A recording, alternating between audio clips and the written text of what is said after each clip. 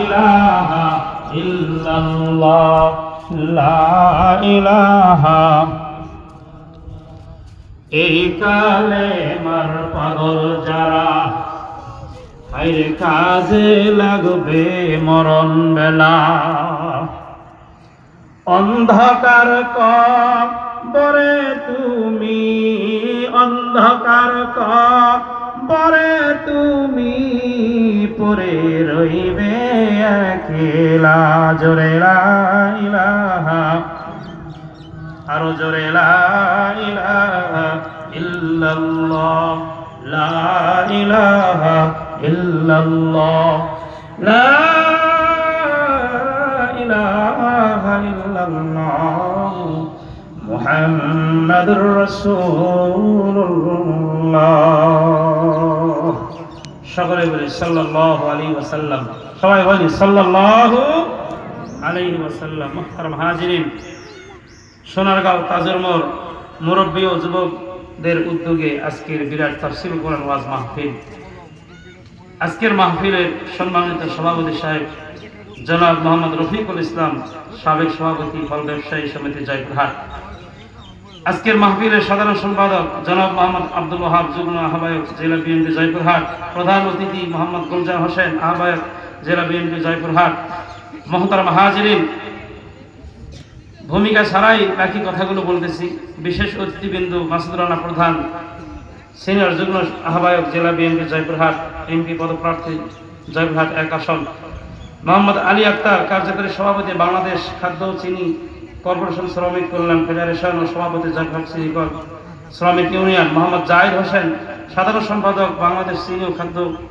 শিল্প কর্পোরেশন শ্রমিক কল্যাণ ফেডারেশন ও সাধারণ সম্পাদক জয়পুরহাট চিনি শ্রমিক ইউনিয়ন আজকের মাহফিলের প্রধান আলোচক হযরত মাওলানা বজলুর রশিদ কাহালু বগুড়া আজকের মাহফিলের সম্মানিত হযরতে উলামায়ে কেরাম সুধী সমাজ পর্দার অন্তরালে মা এবং ভগ্নীরা আমি আপনাদেরকে আবারও সালাম জানাই আসসালামু আলাইকুম ওয়া রাহমাতুল্লাহি ওয়া বারাকাতুহু মুহতারাম হাজিরিন সময় অত্যন্ত সংক্ষেপ এজন্য আমি আমার আলোচ্য আয়াতে আমি আপনাদের সামনে যেহেতু তাফসীরুল কোরআন ওয়াজ মাহফিল দিয়েছে এজন্য তাফসীরের আলোকে কিছু কথা তো বলা দরকার কি বলেন ঠিক কি না আমি আপনাদের সামনে পবিত্র কালামুল্লাহ শরীফের অত্যন্ত পরিচিত একটি সূরা আমাদের সেটা হলো 30তম পারার মধ্যে সবচেয়ে ছোট ছোট সূরাগুলো আছে পবিত্র কালামুল্লাহ শরীফের সূরার যে ধারাবাহিকতা সেই অনুযায়ী 85তম সূরার নাম হচ্ছে সূরা বুরুজ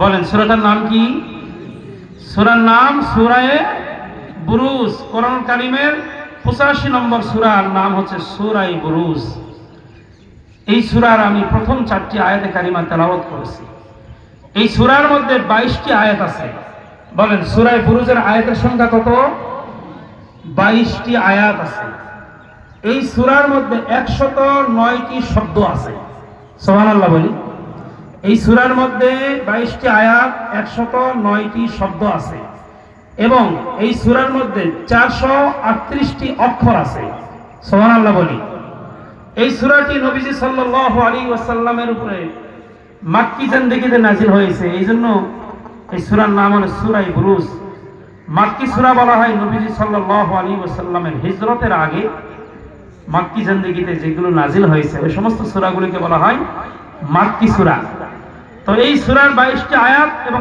একটি রুকু এই সূরার আলোকে তাফসীরের অনুসরণে আমি আপনাদের সামনে কিছু কথা রাখব আল্লাহ সুবহানাহু ওয়া তাআলা আমাদের সকলকে আল্লাহর কোরআনের কথা শুনে আমাদের সকলকে কোরআনের হেদায়েত নিয়ে যেন আমরা এখান থেকে যেতে পারি আল্লাহ তাআলা আমাদের সকলকে সেই তৌফিক দান করেন সকলেই বলে আমিন আবার সকলেই বলে আমিন মুহতারাম হাজিরিন তাফসীর পেশ করার আগে আমাকে অনুরোধ করা হয়েছে যে হুজুর মা বাবা সম্পর্কে সামান্য কিছু হলেও একটু বলবেন তো আমি সংক্ষিপ্তভাবে 2-4 মিনিটের মধ্যে মা বাবা কি জিনিস সেই সম্পর্কে সামান্য একটু টাচ দিয়ে আমি আমার আলোচনার দিকে চলে যাব ইনশাআল্লাহ হুজুর আসার আগে আলোচনা শেষ করব আল্লাহ তাআলা আমাদের সকলকে এখান থেকে ফায়দা হাসিল করার তৌফিক দান করেন সকলেই বলে আমিন মুহতারাম হাজিরিন প্রত্যেকটা মানুষই চায় আমি আমার সন্তান যেন আল্লাহ নেককার সন্তান বানাই। কি বলেন, ঠিক কি না? এজন্য হাদিসে এসেছে ওয়ালাদুন সালিহুন ইয়াদউ লাহু, মা বাবা দুনিয়ার থেকে চলে যাওয়ার পরে, মা বাবার বিদায়ের পরে নেককার সন্তান যদি মা বাবার জন্য দুখানা হাত উঠাইয়া দোয়া করে, আল্লাহর নবী বলেন সেই দোয়া আল্লাহ পাক রব্বুল আলামিন কবুল করেন। সুবহানাল্লাহ বলি। এই জন্য আমরা সকলেই চাই যে আমাদের সন্তানাদি যারা আছে সবাই যেন নেককার হয়, দিনদার হয়, আল্লাহওয়ালা হয়। কি বলেন, ঠিক না বেঠিক? আমরা আমাদের সন্তান ভালো সন্তান হিসেবে চাই। কি বলেন, ঠিক কি না? মুহতারাম হাজিরিন, এটা তো আমরা সকলেই চাই, কিন্তু আমাদের কিছু করণীয় আছে। করণীয় আছে কি? সন্তান জন্মের আগেই কিছু করণীয় আছে, সেগুলো বলার সময় নেই। সন্তান ভূমিষ্ঠের পরে পিতামাতার কি করণীয় আছে সেগুলো দুই চারটি কথা বলে ইনশাল্লাহ আমি আমার আসল আলোচনার দিকে যাব। সন্তান যখন ভূমিষ্ঠ হয়, সন্তানকে সুন্দর করে গোসল করে, পবিত্র করে, সন্তানের ডান কানে আজান শোনানো, বাম কানে একামত শোনানো, এটা দায়িত্ব মা বাবার। কি বলেন, ঠিক না বেঠিক? এরপরে 7 দিনের মাথায় সন্তানের সুন্দর একটা নাম রাখা। সন্তানের জন্য ছেলে হলে 2টা বকরি, মেয়ে হলে 1টি, যদি সামর্থ্য কম থাকে 1টি, ছেলের জন্য 1টি হলেও চলবে, এরকম আকিকা করা। এবং সন্তানের মাথার চুলগুলো কেটে চুলের ওজন বরাবর রূপা আল্লাহর রাস্তায় সদকা করা। এগুলো প্রাথমিক পর্যায়ের পিতামাতার দায়িত্ব সন্তানের প্রতি। সুন্দর শরীয়ত সম্মত নাম রাখা, শরীয়ত সম্মত নাম রাখা। আল্লাহ পাক রব্বুল আলামিন সবচেয়ে 2টি নাম বেশি পছন্দ করেন। একটা নাম হচ্ছে আব্দুল্লাহ, সুবহানাল্লাহ বলেন, আর একটা নাম হচ্ছে আব্দুর রহমান। এরপরে আরো আল্লাহ পাক রব্বুল আলামিনের যত সিফাতি নাম আছে, আল্লাহ পাকের সিফাতি নামের সঙ্গে আব্দুল শব্দ যোগ করে নাম রাখবেন উত্তম নাম। আব্দুল খালিক, আব্দুর রহমান, আব্দুর রহিম, আব্দুল মালিক, আব্দুল সামাদ, আব্দুল যোগ করে করে। এরপরে নবী রাসূলদের নামে নামকরণ করা। মনে করেন নবী, একজন নবী, আমাদের নবী হযরতে, একজন নবীর নাম বলতেছে হযরতে মূসা আলাইহিস সালাতু ওয়াস সালাম। কি বলেন, আছে না নাই? এখন এই মূসা শব্দের অর্থ আপনি জানেন না, সমস্যা নাই। যদি কোনো নাম নবীর নামে নামকরণ হয়, যেহেতু অন্যান্য নবীরা ছিলেন গায়রে আজমি, মানে তারা আরবি ছিলেন না, অন্য দেশের ভাষাভাষীর লোক ছিলেন, এই জন্য তাদের নামগুলো আরবিতে না। কিন্তু যদি মূসা নাম রাখেন, ঈসা নাম রাখেন, ইব্রাহিম নাম রাখেন, যদি ওই নামের অর্থ আপনি জানা নাও থাকে, শুধু এতটুকু যদি মনে করেন জানেন যে এটা একজন আল্লাহর নবীর নাম ছিল, আলহামদুলিল্লাহ। নামের অর্থ জানা জরুরি না, এই ক্ষেত্রে আপনি ওই নামটা রাখতে পারবেন। তো মুহতারাম হাজিরিন, সন্তানের এগুলো মা বাবার দায়িত্ব এবং কর্তব্য। এরপরে সন্তান যখন ভাঙ্গা ভাঙ্গা শব্দ জবান দিয়ে কথা বলতে শিখে, হাদিসের মধ্যে এসেছে সর্বপ্রথম তুমি তাকে কালিমা শিক্ষা দাও। সুবহানাল্লাহ বলেন। সন্তানকে কালিমা শিক্ষা দাও, এরপরে আল্লাহর কোরআন শিক্ষা দাও, এরপরে দ্বীন শিক্ষা দাও। সন্তানকে যদি তুমি সর্বপ্রথম আল্লাহর কোরআন শিক্ষা দেওয়া হয়, এই সন্তান পরবর্তীতে সে দেশের প্রেসিডেন্ট হোক, কোনো সমস্যা নাই, সে কোরআন বিরোধী হবে না। যারা বলেন ঠিক না ঠিক? মুহতারাম হাজিরিন, এইভাবে ইসলামী শিক্ষা শিক্ষিত করা। নবীজি সাল্লাল্লাহু আলাইহি ওয়াসাল্লাম বলেন, মুরু আওলাদাকুম বিসসালাতি ওয়া হুম আবনাউ 7 সিনিন। সন্তানকে তুমি ইসলামী কায়দা শিক্ষিত করো, ওই সন্তানের বয়স যখন 7 বছর হবে তুমি তাকে নামাজের আদেশ দাও। সন্তানের বয়স যখন 10 বছর হবে তুমি শাসন করে নামাজে নিয়ে যাও, তুমি তোমার বিছানাকে আলাদা করে দাও সন্তানের। এইভাবে আস্তে আস্তে ইসলামী কায়দায় সন্তানকে তুমি বড় করতে থাকো, বড় করতে থাকো। ওই সন্তান যখন বড় হবে, ইসলামী কায়দায় ইসলামী শিক্ষা শিক্ষিত হবে, সন্তান যখন বুঝা শিখবে যে আমি এখন বড় হয়ে গেছি, আমার মা এবং বাবা বৃদ্ধ হয়ে গেছে, পশ্চিম কালেও ওই সন্তান মা বাবার সঙ্গে কখনোই দুর্ব্যবহার করবে না। জোরে বলেন ঠিক না ঠিক? মুহতারাম হাজিরিন, এই জন্য প্রাথমিক পর্যায়ে মা বাবার যে দায়িত্বগুলো আছে সেগুলো যখন আমরা সঠিকভাবে পালন করব, আশা করা যায় ওই সন্তান, আমি যখন বৃদ্ধ হব, ওই সন্তান তখন আমাকে দেখাশোনা করবে, আমার খেদমত করবে, আমার গুরুত্ব বুঝবে। কিতাবের মধ্যে এসেছে সন্তান যদি মা বাবাকে মহব্বত করে, ভালোবাসে, ওই সন্তানকে আল্লাহ পাক রব্বুল আলামিন দুনিয়া এবং আখিরাতে আল্লাহ তাআলা তাকে বড় সৌভাগ্যশালী সন্তান হিসেবে কবুল করেন। সুবহানাল্লাহ বলি। কিতাবে এসেছে খেদমতে মা দর পে দর কুন সুবহ শাম, খেদমতে মা দর পে দর কুন সুবহ শাম, তাকে বাসি দর্দ আলম নে গুনাম খিদমতে মা দর পে দর কুন ইখতিয়ার তাকে বাসি দর্দ আলম বখতিয়ার। সুবহানাল্লাহ বলে। কোন সন্তান যদি সকাল সন্ধ্যা তার মা বাবার মহব্বত করে, তার মা বাবাকে খেদমত করে, আল্লাহ পাক রব্বুল আলামিন ওই সন্তানের দুনিয়া এবং আখিরাতের উভয় জগতে আল্লাহ তাআলা ওই সন্তানের জীবনকে আল্লাহ তাআলা উজ্জ্বল করে দিবেন। ওই সন্তানকে আল্লাহ তাআলা সবচেয়ে বড় আল্লাহ তাআলা বড় নিয়ামত তাকে দান করবেন। জোরে বলে সুবহানাল্লাহ। ভাইরা আমার, আমাদের যাদের মা বাবা জীবিত আছে, যুবক ভাইরা যারা আমরা আছি, আমরা আমাদের মা বাবার সঙ্গে উত্তম ব্যবহার করবো তো ইনশাল্লাহ? কি বলেন, করবো তো ইনশাল্লাহ? মানুষের কথার মধ্যে, মানুষের আওয়াজের মধ্যে, মানুষের ব্যবহারের মধ্যে সবচেয়ে ছোট যে শব্দটা, যত কথা আছে, যত আওয়াজ আছে, সবচেয়ে ছোট যে শব্দটা হলো উহ শব্দ, আওয়াজ দিয়ে। আল্লাহ পাক রব্বুল আলামিন সূরা বনী ইসরাঈলের মধ্যে, সূরা বনী ইসরাঈলের 23 নম্বর আয়াতে আল্লাহ তাআলা এত সুন্দর করে আমাদেরকে জানাই দিয়েছেন যে তুমি তোমার মা বাবার আচরণ করার ক্ষেত্রে, তোমার মা বাবা কষ্ট পায় এমন কোন শব্দ তুমি তোমার মা বাবার সামনে তুমি ব্যবহার করিও না। সুবহানাল্লাহ বলেন। বরং আল্লাহ বলেছেন ওয়াকুল্লাহুমা কাওলান কারীমা, তুমি তোমার মা বাবার জন্য তুমি নরম নরম কাওলান কারীমা, তাফসীরে জালালাইনের মধ্যে এসেছে কারীমা মানে লাইনান, তুমি নরম সুরে মা বাবার সঙ্গে তুমি কথাবার্তা বলো, আচরণ করো। আল্লাহ তাআলা আমাদের সকলকে আমাদের বৃদ্ধ মা বাবার সঙ্গে ভালো আচরণ করার তৌফিক দান করেন। সকলেই বলে আমিন। যাদের মা বাবা দুনিয়া থেকে চলে গেছেন, প্রত্যেকের মা বাবার কবরকে আল্লাহ পাক রব্বুল আলামিন বেহেশতের বাগান বানিয়ে দেন। আমরা বলি আমিন, আমরা বলি আমিন। ভাইরা আমার, মুহতারাম হাজিরিন, আমি সূরা বুরুজ আমি আপনাদের সামনে তেলাওয়াত করেছি, একটু খেয়াল করেন।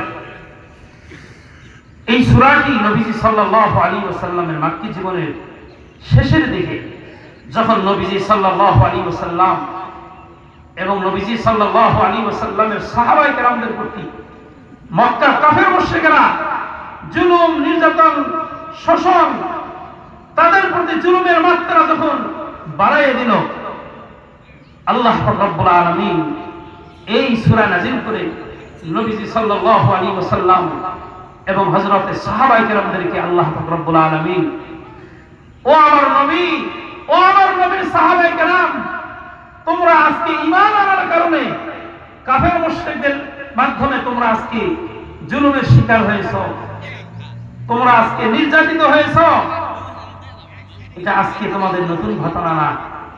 আল্লাহ পাক রব্বুল আলামিন এই সূরাটি নবীজি সাল্লাল্লাহু আলাইহি ওয়াসাল্লামের প্রতি নাযিল করে আল্লাহ রাসূল সাল্লাল্লাহু আলাইহি ওয়াসাল্লাম এবং সাহাবায়ে কেরামদেরকে তারা তাদের ঈমানের উপরে অটল অবিচল থাকার জন্য আল্লাহ পাক এই সূরাটি নাযিল করলেন এবং তাদেরকে সান্ত্বনা দান করলেন। জোরে বলে সুবহানাল্লাহ, সুবহানাল্লাহ। মুহতারাম হাজিরিন, এই সূরাটি নবীজি সাল্লাল্লাহু আলাইহি ওয়াসাল্লামের প্রতি আল্লাহ পাক রব্বুল আলামিন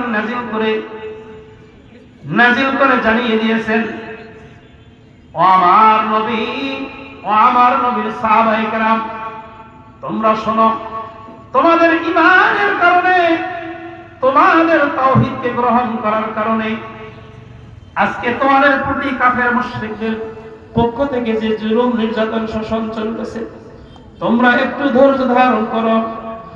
কাফের মুশরিকদের অবশ্যই জুলুম এবং নির্যাতনের কারণে এদের কঠিন থেকে কঠিন পরিণতির সম্মুখীন হতে হবে। আল্লাহ পাক রব্বুল আলামিন সেই কথাগুলো সূরা বুরুজের মধ্যে আল্লাহ জানিয়ে দিয়েছেন। জোরে বলে সুবহানাল্লাহ। ভাইরা আমার, বন্ধুরা আমার, কোরআনুল কারীমের সূরা বুরুজ তরজমাগুলো একটু খেয়াল করেন। আল্লাহ পাক রব্বুল আলামিন বলেন, বিসমিল্লাহির রহমানির রহিম, والسماء ذات البروج واليوم الموعود وشاهد ومشهود। সকলে আল্লাহু আকবার বলি। আল্লাহ পাক রব্বুল আলামিন তিনি যখন একটা কথা আমাদের সামনে যখন উপস্থাপন করেন, কোন একটা বিষয়কে আমাদের অন্তরের মধ্যে বদ্ধমূল করার জন্য আল্লাহ তাআলা চান। আমরা যেমন কোন একটা কথাকে বিশ্বাসযোগ্য হওয়ার জন্য যখন বলি, অনেক সময় আমরা কসম করে বলি যে খোদার কসম করে বলতেছি আমি এই কাজটা করব। কি বলে মানুষ কসম করে না, শপথ করে না? দুনিয়ার মানুষ আল্লাহর নাম ছাড়া অন্য কারো নামে শপথ করা জায়েজ নেই। আল্লাহ পাক রব্বুল আলামিন বলেন, আল্লাহ তাআলার কাছে যে সমস্ত বিষয়ের গুরুত্ব বেশি, আল্লাহ তাআলা সেই বিষয়গুলোকে সামনে রেখে তিনিও শপথ করেন, তিনিও কসম করে আমাদেরকে একটা কথা বোঝান। সুবহানাল্লাহ বলি, সুবহানাল্লাহ বলি।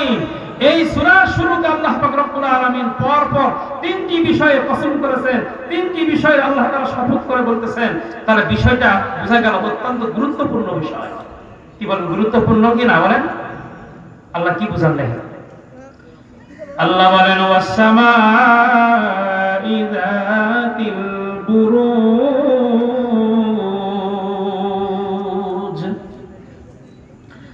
ওয়াস-সামা, এখানে আয়াতের শুরুতে ওয়াও একটা শব্দ এসেছে।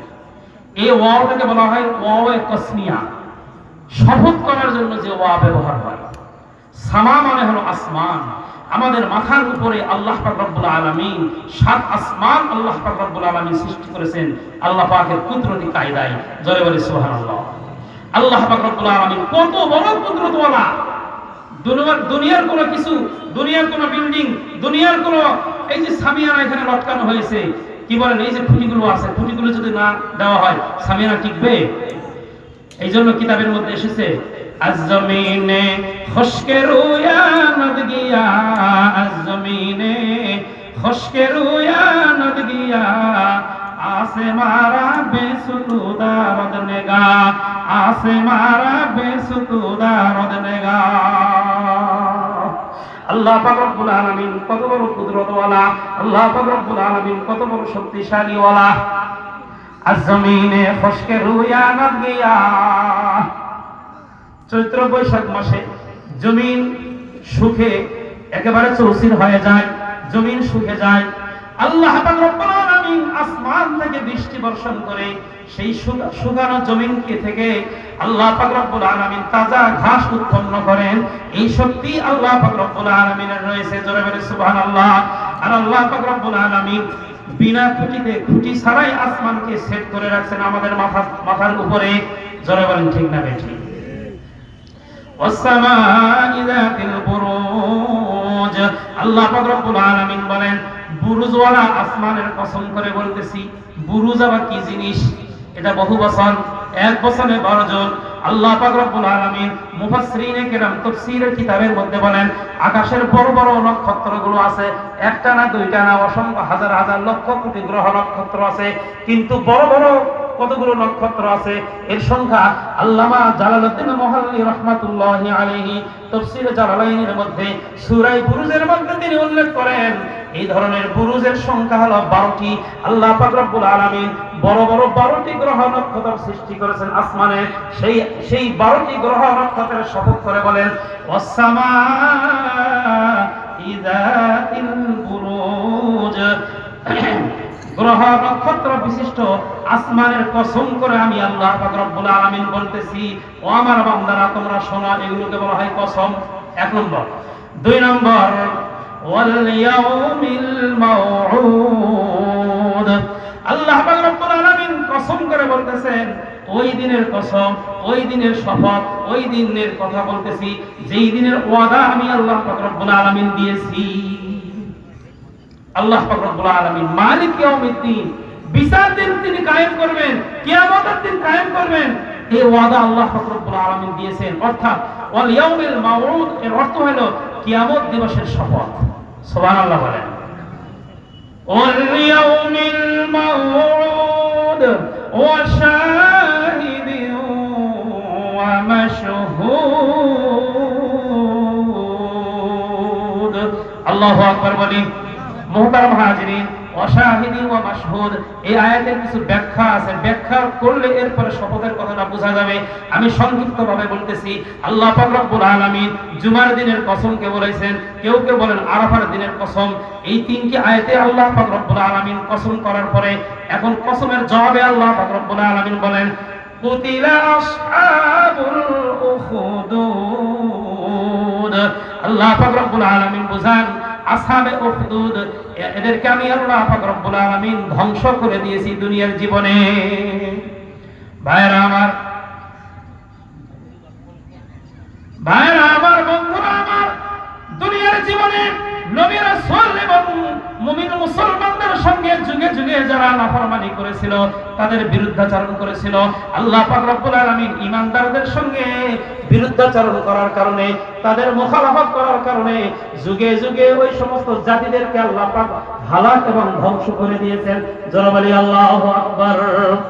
আসহাবে উখদুদ প্রসিদ্ধ একটা ওয়াকিয়া বা ঘটনা, আমি সংক্ষিপ্তভাবে আমি আপনাদেরকে শোনাই দেব ইনশাআল্লাহ।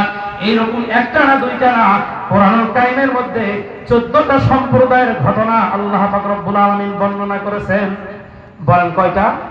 14টা জাতির সম্প্রদায়ের ঘটনা আল্লাহ পাক রব্বুল আলামিন কোরআনুল কারীমের মধ্যে বর্ণনা করেছেন, যে তাদের নবী রাসূলদের সঙ্গে ওই সমস্ত সমসাময়িক যুগের কাফের মুশরিকেরা তারা নাফরমানি করার কারণে আল্লাহ পাক রব্বুল আলামিন যুগে যুগে তাদেরকে হালাক করে দিয়েছেন, ধ্বংস করে দিয়েছেন, দুনিয়া থেকে তাদেরকে শেষ করে দিয়েছেন। মুমিন মুসলমানদের ঈমানকে আল্লাহ পাক রব্বুল আলামিন হেফাজত করেছেন। এই জন্য আমাদের উপরে যতই চাপ আসুক, আমাদের উপরে যতই নির্যাতন আসুক, আমরা কখনোই ঈমান থেকে, সহি ঈমান থেকে আমরা হটব না। কি বলেন, ঠিক নেবে ঠিক? জোরে বলেন, ঠিক নেবে ঠিক? ভাইরা আমার, কওমে আদ, কওমে সামুদ, কওমে শুআইব, বনি ইসরাইল, আসহাবে কাহাফ, আসহাবে লূত, আসহাবে উখদুদ, আসহাবে আইকা, আসহাবে ফিল, এই সমস্ত জাতিরা নাফরমানি করেছিল দুনিয়ার জিন্দেগিতে। আল্লাহ পাক রব্বুল আলামিন বলেন 14টা সম্প্রদায়কে আমি আল্লাহ পাক রব্বুল আলামিন ধ্বংস করে দিয়েছি। আর ওই জামানার সমসাময়িক ঈমানদারদের আমি আল্লাহ পাক তাদের ঈমানের হেফাজতের কারণে আমি আল্লাহ তাদেরকে হেফাজত করেছি, রক্ষা করেছি। জোরে বলে সুবহানাল্লাহ। ঘটনাটার নাম হলো আসহাবে উখদুদ, গর্তওয়ালা। একটু মেহেরবানি করে কথাটা শোনার চেষ্টা করি। এই সূরার মধ্যে আল্লাহ পাক রব্বুল আলামিন চমৎকার একটি ঘটনা আমাদের সামনে বর্ণনা করেছেন। কি বলেন, শুনবো তো ইনশাআল্লাহ? কার কার আগ্রহ আছে শোনার? মেহেরবানি করে হাত উঠে আলহামদুলিল্লাহ। আল্লাহ তোমার কোরআনের বাণী শোনার জন্য তোমার মহব্বতী বান্দারা, তোমার পাগল পারা বান্দারা, আয় আল্লাহ তারা চাতক পাখির মতো আগ্রহ করতেছে। আল্লাহ তোমার কোরআনের বাণী আমাদের সকলকে গ্রহণ করে কোরআনের হেদায়েত নিয়ে যেন আমরা এখান থেকে যাইতে পারি। আল্লাহ তাআলা আমাদের সকলকে কবুল করেন, সকলে বলে আমিন। ভাইরা আমার, ভাইরা আমার, কি কথা বলি, সময়টা শেষের দিকে একটু আসেন। আমাদের নবীজি সাল্লাল্লাহু আলাইহি ওয়াসাল্লামের জন্ম 570 খ্রিস্টাব্দে। বলেন কত? ভাইরা আমার, বন্ধুরা আমার, হুজুর আসলে আমি চলে যাব ইনশাআল্লাহ, একটু খেয়াল করেন। আমাদের নবীজি সাল্লাল্লাহু আলাইহি ওয়াসাল্লামের জন্মের 70 বছর আগে, কথাটা শুনেন। জি জি ইনশাআল্লাহ।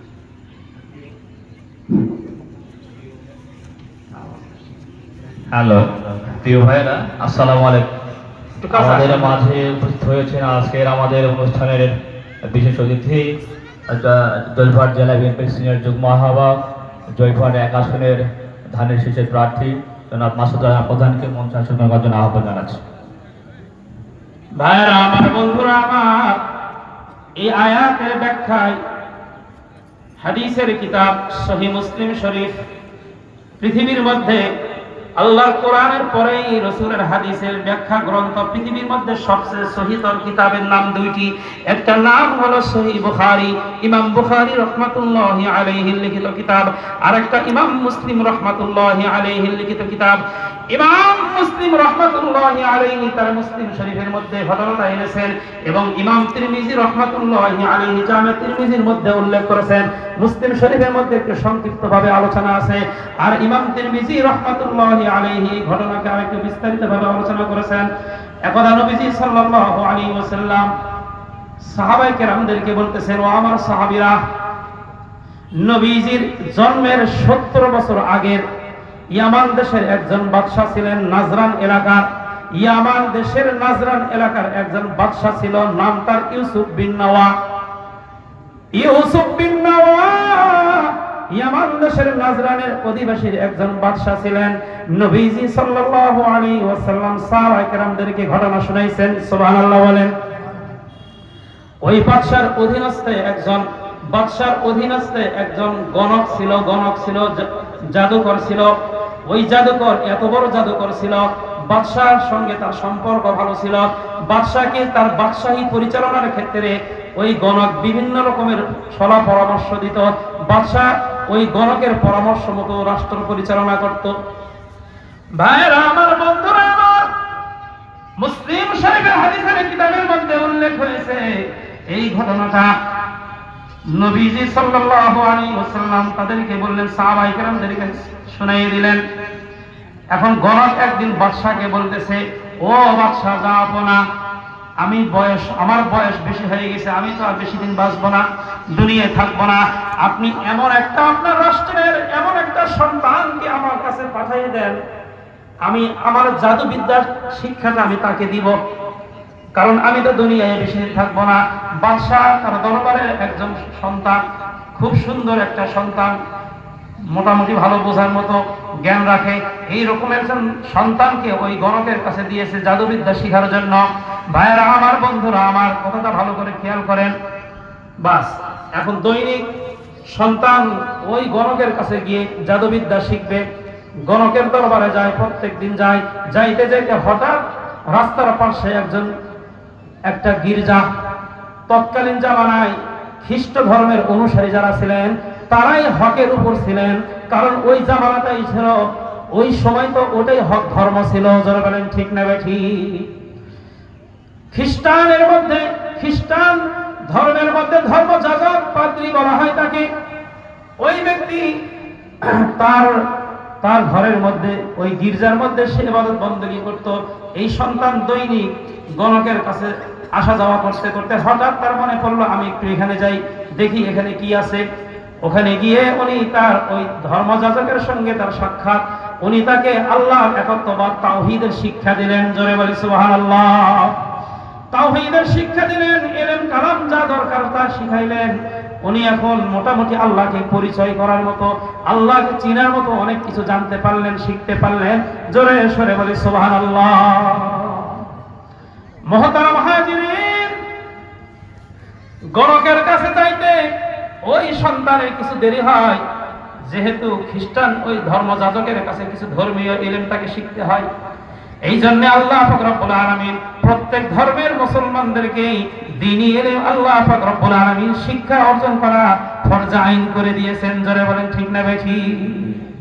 এই জন্য আমরা যে আসছি এখানে আল্লাহর কোরআনের ইলম নেওয়ার জন্য, আল্লাহর কোরআনের ইলম হাসিল করার জন্য, বক্তাদের জবান থেকে কিছু কথা শোনার জন্য আমরা আসছি। কি বলেন ঠিক না? আল্লাহর দ্বীনি ইলম হাসিলের উদ্দেশ্যে যদি আমরা আসি, আমলের নিয়তে যদি আমরা আসি, কিতাবের মধ্যে এসেছে, বরুদা মানে ইলমি গুরুস্তওয়ার কে ইলমাত রাসানাত বাদারুল করার। ইলমের কত দাম! কেউ যদি আল্লাহর দ্বীনি ইলম শিক্ষা অর্জন করার উদ্দেশ্যে ঘর থেকে যদি শিক্ষা প্রতিষ্ঠানে আসার জন্য নিয়ত করে, ইলমের আসল ধরে, আল্লাহর রাসূল সাল্লাল্লাহু আলাইহি ওয়াসাল্লামের হাদিস অনুযায়ী আল্লামা শেখ সাদি রাহমাতুল্লাহি আলাইহি বলেন, বরুদা মানে ইলমি গুরুস্তওয়ার কে ইলমাত রাসানাত বাদারুল করার। ইলমের আসল ধরার কারণে ওই ইলম আল্লাহর জান্নাতে ওই ব্যক্তিকে পৌঁছায় নেবে। জোরে বলে সুবহানাল্লাহ। ভাইরা আমার, সুবহানাল্লাহ। নারে তাকবীর, আল্লাহু আকবার, নারে তাকবীর, আল্লাহু আকবার। প্রধান মেহমানের আগমন